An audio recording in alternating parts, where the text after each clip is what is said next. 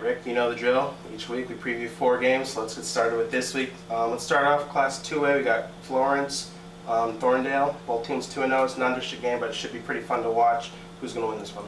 Thorndale's going to win, and the reason they're going to win is defense. Last Friday night, they held Thrall to under 100 yards through 3 quarters. They gave up a late touchdown, but defense is ruling the day at Thorndale, and Thorndale's going to win a lot of games this year. I'm going to go with Florence on this one. Florence not known for winning a lot of games. I think they've made 1 playoff appearance in the last 50-some years or something like that. So, but Eli Stroud is their quarterback now, taking over for Doak Hensley. Last week had 4 touchdowns. He's looks like he's starting to get going.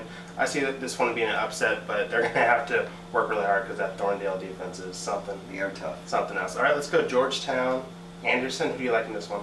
Well, this is kind of a mixture there. You got Georgetown that can score a lot of points, and Anderson, they just keep it low. But Devontae DeWitty, the great running back at Anderson, I think he's going to be the difference. Anderson's 2-0 right now.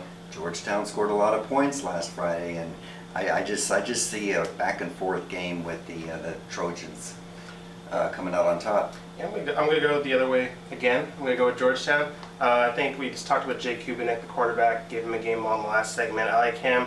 Their kicker, Tyler Watson, arguably one of the best kickers in Central Texas. And they also have a very underrated wide receiver in Colton Shea and a very underrated running back in Darius Davis. I think offensively, too much firepower for Anderson to stop, but that one should be a pretty fun one to watch. It's going to be fun. All right, we got LBJ, we got Connolly. Connolly's 2-0. We got LBJ coming off a very close win over Manor. How do you see this one going? It's going to be another close game. I like Connolly. They've got a good run-pass balance on their offense, and they came back with 2 late touchdowns last Friday and eked out a win. I think it's going to be a close game, but Jim Roberts, really good running back and receiver, so I'll give the Cougars the edge. I'll go with LBJ. I like their quarterback, Darius Collins. 3 times. We're just not agreeing on anything. I like Darius Collins, I like Brandon Knotts, a very fine wide receiver. I think it's going to be low scoring, maybe another close game like LBJ just survived this week against Manor, but I'll go with the Jags in this one. All right. All right, last game, probably game of the week, probably game of the season so far. We got Lake Travis, Aledo. Aledo's the defending champ in Class 4 Division 2. We all know how many championships Lake Travis has won in a row. Aledo knocked off Lake Travis last week. Does Lake Travis repay the favor?